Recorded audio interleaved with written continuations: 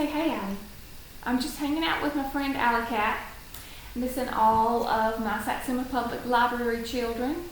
I wanted to say hello to my Bridgeway Academy children from Satsuma and Saraland who visit us each week. We miss all of our library children and love you very much. I just wanted to spend some time with you this morning reading a book. And so I picked a book that used to be my children's favorite. My oldest daughter, Jamie, we used to read this together, and then when Wyatt and Katie came along, she would help me read it to them. So I hope you enjoy. It's called The Kissing Hand by Audrey Penn. To Stephanie, Rebecca, Corin, and children everywhere who love to be loved. Chester Raccoon stood at the edge of the forest and cried.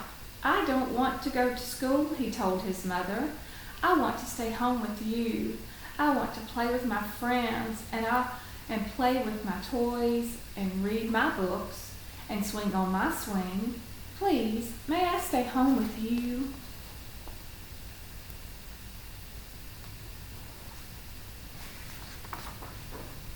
Miss Raccoon took Chester by the hand and nuzzled him on the ear. "Sometimes we all have to do things that we don't want to do," she told him gently, "even if they seem strange and scary at first.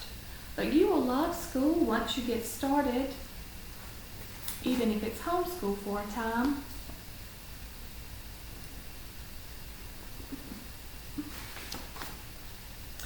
"You'll make new friends and play with new toys, read new books, and swing on new swings. Besides," she added, "I know a wonderful secret that will make your nights at school seem as warm and cozy as your days at home."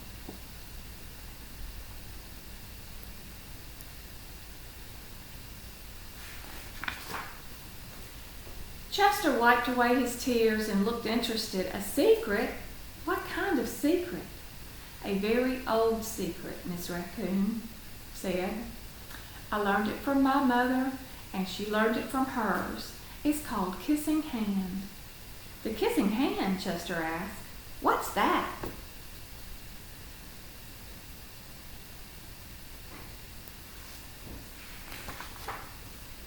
"I'll show you." Mrs. Raccoon took Chester's left hand and spread open his tiny fingers into a fan. Leaning forward, she kissed Chester right in the middle of his palm. Chester felt his mother's kiss rush from his hand, up his arm, and into his heart. Even his silky black mask tingled with a special warmth.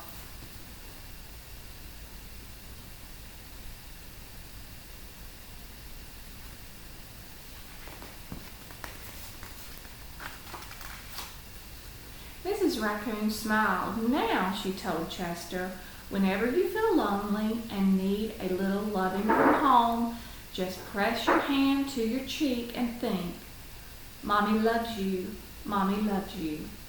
And that very kiss will jump to your face and fill you with toasty, warm thoughts."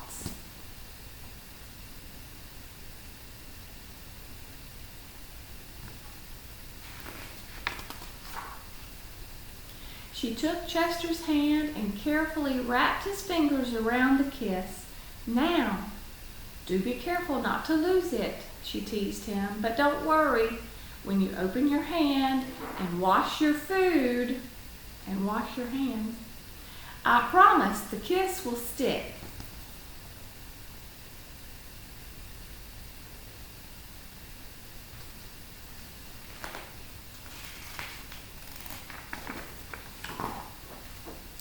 Chester loved his kissing hand. Now he knew his mother's love would go with him wherever he went, even to school.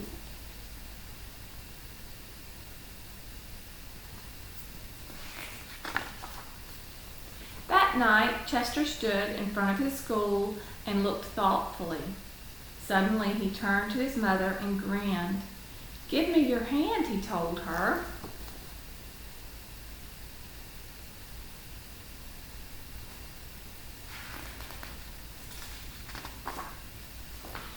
Chester took his mother's hand in his own and unfolded her large, familiar fingers into a fan. Next, he leaned forward and kissed the center of her hand.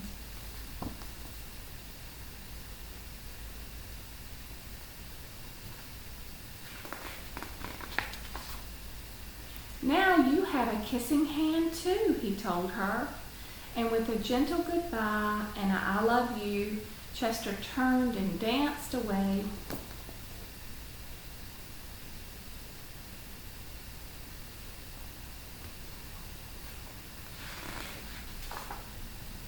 Mrs. Raccoon watched Chester scamper across the tree limb and enter the school, and as the hoot owl rang in the new school year, she pressed her left hand to her cheek and smiled. The warmth of Chester's kiss filled her heart with special words.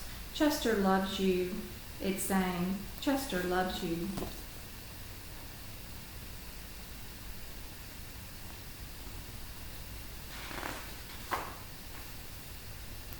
The end. That is a very special book. I loved reading it with my children, and I've loved reading it with you today. It's a "I love you" message from me to you, and it can be a "I love you" message from you to all of your friends and family that you might be missing right now because you're home. So I just want you to remember this message, and just remember that we carry our love with us, and we can use it to warm our hearts as we remember that although our loved ones and our friends and our family might not be with us, we can carry their love with us.